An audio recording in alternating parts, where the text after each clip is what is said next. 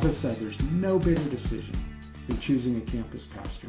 Some of the things you're looking for, I recommend an internal candidate. I've talked about why.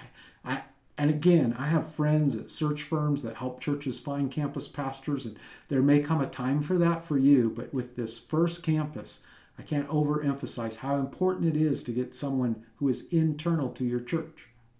You're looking for a leader. I mean, that's a no-brainer. That is a non-negotiable.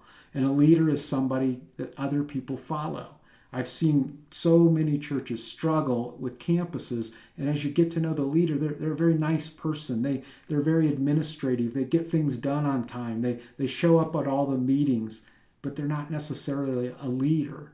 What I found in overseeing lots of campus pastors through the years, the ones for me that are the hardest to manage are the ones that are the best leaders. And so you have to balance that with the managing with, we want someone who leads, who gets out there and makes things happen. As I said earlier, you want someone who develops people.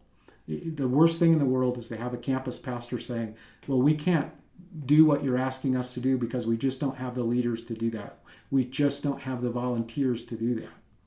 If that's a problem, it's because the campus pastor isn't doing their job. I think the number one job of a campus pastor, and I said this earlier, but the number one job of a campus pastor is to identify potential leaders, to be looking all the time, to be having coffee, to be having lunch, to be asking questions, looking for potential leaders, and then developing those leaders, finding ways to help those leaders stretch their wings and to grow, and then to deploy those leaders. Nothing will slow down the growth of a campus like a campus pastor who is doing everything themselves, who is the youth pastor and over the small groups and leading the setup team.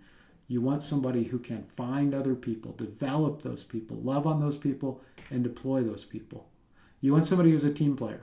I know we mentioned this, but someone who just loves the church, loves the vision of the church. I remember sitting down with a campus pastor years ago, and we were having some issues. We were having some struggles, and he wasn't really didn't seem to be on the same page. And so I sat down with him and said, hey, maybe we should just talk about spinning your campus off. You don't seem to want to be a part of what we're doing. And he looked hurt, and he said, why would I do that? I'm part of the family. This church is who I am. This is my family. And he meant it. And it was true. And so we were able to work through those issues because he was so invested in being part of the team. I've also worked with other campus pastors who the reality is they love the job, they love to lead, they love that they got to do the things they like to do. But when it came to just being a part of the team, they really struggled in that. It always leads to strife in the church. And then you want somebody who just owns the DNA of the church.